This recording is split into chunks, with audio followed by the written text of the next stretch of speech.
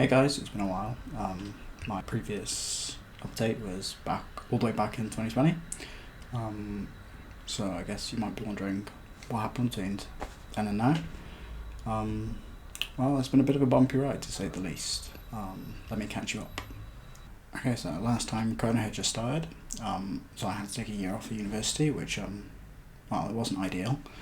However, it did give me a lot of free time to study.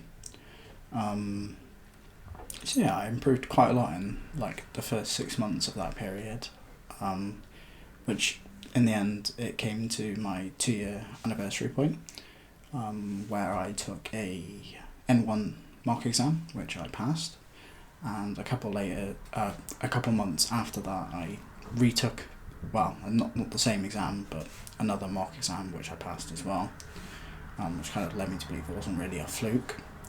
Yeah, I think things were going pretty well. I was planning on taking the actual exam, however, all of the JLPT exams in the UK were cancelled for whatever reason. Well, obviously for Corona. So I was feeling fairly satisfied with my ability at that point, and I was looking forward to restarting university whenever we were allowed to rejoin. Unfortunately, however, things took a bit of a dramatic turn. In July of that year, one of my immediate family members fell quite ill and was in hospital for a fairly long period of time. And just as they were starting to recover in the December time, one of my other immediate family members suddenly passed away over the Christmas period. So as you can imagine, that was a pretty terrible point in my life. I lost like all motivation for study or anything like that. I basically took an entire year away from doing any kind of Japanese. I didn't do my Anki. I didn't do any outside study at all. I would, however, very occasionally do some immersion, so like once every month or so I'd like watch 1 or 2 episodes of TV. So my ability decreased drastically over like that year. I imagine I probably lost the larger half of all of my ability. But thanks to like the little amounts of immersion I did manage to do during that time, I did kind of retain a lot of the basics. So once I could get back, like I had a solid starting ground to re-begin my studies. So all of that being said, tough times don't last, and I could eventually start getting back to some kind of normality, should I say. So I managed to start studying a little bit, and then I was lucky enough that Corona had died down enough, allowing me to go on my exchange year. So I was able to do an exchange program in Japan it wasn't exactly a year, but it was the best part of a year. So even though I was in Japan, I still wasn't completely back to how I had been prior to everything. So I still didn't really have full motivation to study, so I didn't study as much as I probably should have done. But nevertheless, I managed to have a lot of fun while I was out there. I met a lot of great friends, travelled the country. Yeah, it was really, really good. I never really felt like my lack of Japanese ability really hindered me in any way in like everyday life. I felt like I could pretty much just get by if there was anything. I could always make myself understood. In fact, there was quite a few Japanese people that throughout the entire like period that I was there, that we didn't speak English once. It was just always in Japanese. So there's people that like my relationship with them has just only ever existed in Japanese. I managed to find a really fantastic jiu-jitsu club while I was there. So made some good friends there. That was really fun. I was even invited to teach a few of the sessions, which was challenging.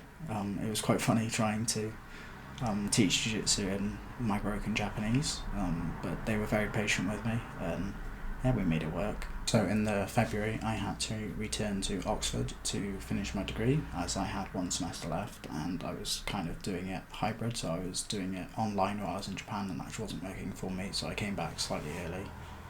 and I did my final semester here. So where am I now?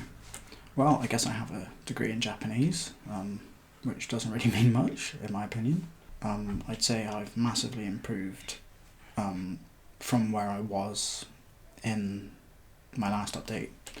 Whether that is where the best I've ever been is another matter. I'm not sure whether I've reached the level I was pre everything going Python. As for output, I can fairly comfortably hold a conversation about pretty much anything I want. Granted, my sentences still are probably very awkward, but I never really have to switch back to English with people. I can always work around any problems that I have. So watching Japanese shows is pretty much fine. I only ever really have an issue with some like domain specific language.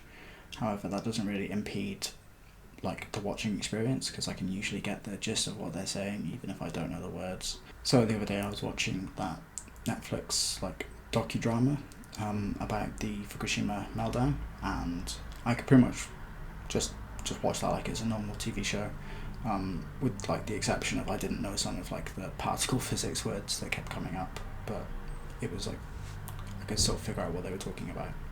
So where I do still struggle, however, is in like group conversations or discussions between Japanese natives. I find that they slur their words a bit more than in like scripted media. And there's a lot of references that they throw in, like casual references that I'll miss occasionally, and it's just not comfortable. I can kind of get by, but it's very different from English. So if any of you have some suggestions of how to like cope with that, I'm all ears. I guess like watching YouTube channels where it's just natives speaking to other natives might be okay, or something like that. So moving forward then, what are my plans? Well, first off, I want to work on my kanji writing, which is pretty uncommon amongst the like immersion learner environment. Most people just kind of want to just be able to read. While I understand that, I feel like having like an ability to read but then a complete lack of writing ability is a massive gap in like my overall progress. So I want to go back and try and fix that. So I also think it'll give me a deeper appreciation for what the kanji in the words actually mean. At the moment I kind of just read the words as they are, and I'd give no actual thought to the individual kanji that make them up and what the individual meanings are and how they work together to mean the word that they do. So I'm slowly going to be working towards doing the kanken tests. Okay, so I'm going to be doing various different things to work towards that. First off, I have the Migaku Kanji God add-on. I'm going to be working through that very slowly, like maybe 5 or 10 kanji a day. I also have the official kanken textbooks. I'm also going to be doing a bit of gaming. That's my plan going forward for kanken. Obviously I'm going to continue doing my main immersion and trying to read as much as possible as well. I'm also going to try and start outputting a bit more than I currently do. I don't know whether I'm going to use like italki maybe once or twice a week, or experiment with some other things, maybe like VR chat or something. So additionally, on top of my Japanese, I have recently started learning Spanish. So I'm about 2 months in. It's going well. It's given me an interesting insight as to what it's like to start a new language. I guess I'd kind of forgotten what it was like to be at the beginner stages. So I'm enjoying the like flailing around trying to survive in the language period. I'm excited to see where I'm going to go with that. I don't know whether I'm going to maybe spend some time in like a Spanish speaking country at some point. That might be quite fun. I have some Colombian friends, so maybe a trip to Colombia or at some point is on the cards. So yeah, that's where I stand at the moment with my language learning journey. It hasn't always been easy, but it's been a really worthwhile experience, I guess. I've met a lot of people along the way. Through my university I was able to go on an exchange year in Japan, so I was able to live in the country for a while, which I might not have had that opportunity if it wasn't for doing this language learning course. And I'm I'm sure there's probably a lot of other benefits that aren't like outwardly noticeable, some kind of like mental benefits. So yeah, that's it for me for now. I'm going to be posting a bit more frequently in future. If you have any like advice, feel free to leave it in the comments. Especially Spanish language learning advice, because obviously I'm completely new to that and I'm a bit lost still of what to do. I'm just kind of like replicating what I did for Japanese. It's served me okay so far. So if you've enjoyed the video and you want to see more of my language learning adventure / journey, please consider subscribing to the channel. And yeah, I will catch you guys another time.